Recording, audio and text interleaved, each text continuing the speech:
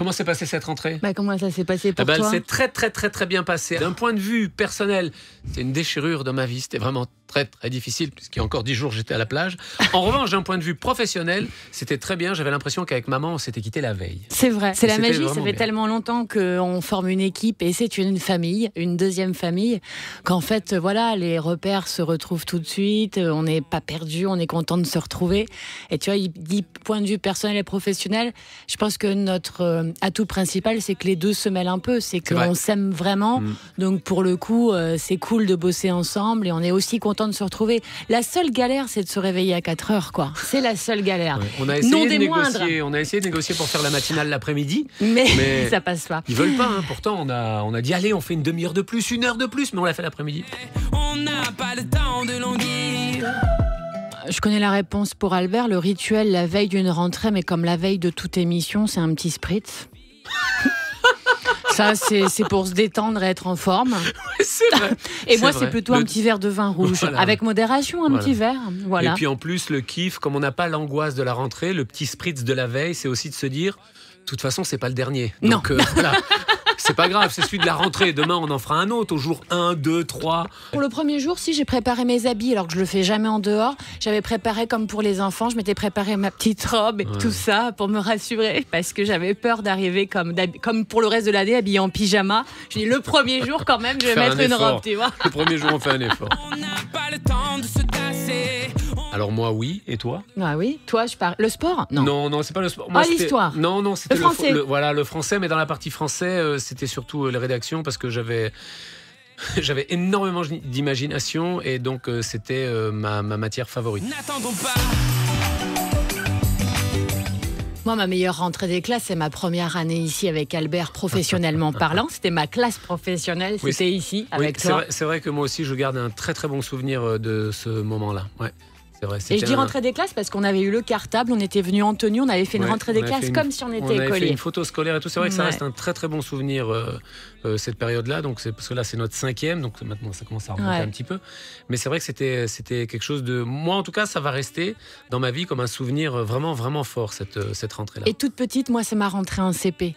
Parce que ma maman n'a pas pu m'accompagner, parce qu'elle était à la maternité pour mettre au monde ma soeur et mon frère. Et je m'en souviendrai toujours parce que, en plus, c'est très étrange parce que c'est ce qui est arrivé aussi. Moi, j'ai peut-être reproduit inconsciemment, mais mes grands sont devenus grands frères et grandes sœurs quand ils sont rentrés en CP. Mais j'ai souvenir parce que ma mère m'a pas accompagnée, mais c'était pour avoir le plus beau cadeau que la vie puisse m'offrir. Et c'est la rentrée qui m'a marquée. Vraiment, voilà. Oh, moi, c'est le primaire. J'ai des souvenirs de mal au ventre et de pleurs, je m'en rappelle. Tu te sentais pas bien, quoi. Ah oui, complètement, oui. Vraiment, c'était une vraie angoisse. Et c'est un peu comme quand on reprend le travail aujourd'hui, entre guillemets. On a passé 2-3 semaines en vacances, on est bien. On a toujours l'angoisse de retourner au travail. À l'école, donc il y avait 2 mois de vacances. Et retourner à l'école, pour moi, c'était une déchirure. Vraiment, c'est des souvenirs difficiles. Moi, c'est plus l'entrée au collège, parce que je me sentais pas encore grande. Et d'aller au collège, je suis de fin d'année, donc j'avais 10 ans pour rentrer en 6e.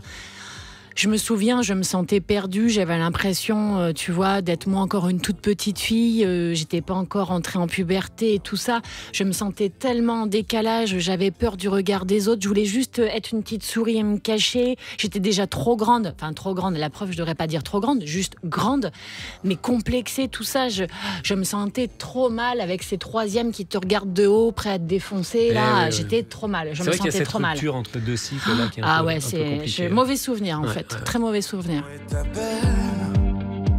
Moi, oui. Ah, vas-y. Moi, pour cette rentrée... je sais. Je peux te dire, je connais ta réponse. Oui. Benjamin Biolay. Oui. Ça a été mon album de l'été et on va le recevoir dans quelques jours et il a réussi un coup magistral. La chanson Comment est ta peine est un petit bijou dans le texte, dans la mélodie, dans les arrangements. Vraiment, il a réussi à faire une super chanson, mais il a aussi fait un super album. Et moi, je pense que c'est l'album de l'été. Moi, en musique, c'est vraiment un mix entre Amière et Vianney. C'est-à-dire que je pourrais être de bonne humeur et je me reconnais vraiment dans tous les textes d'Amir et ça me fait du bien, vraiment. Ça me fait la musique d'Amir me fait du bien. Et Vianney, parce que c'est la musique pour aussi, tu vois, l'émotion, etc. Ces textes sont sublimes. Beau Papa, cette petite dernière, c'est un bijou. Une passion pour la chanson Beau Papa de Vianney, c'est vrai. Et parce que j'ai besoin que les paroles me parlent et ce sont des artistes qui me parlent au travers de leurs textes. Donc vraiment, ce sont pour moi les musiques et de l'été et de la rentrée. Te libérer avant que tu ne me arrêter les spritz, se faire Manger plus des de fruits, sport, le manger fruit des le matin. fruits. Et après, l'autre résolution, c'est qu'on va essayer d'apporter encore plus de bonne humeur dans l'émission, encore plus de sourire, encore plus de rire. Avec Élodie, on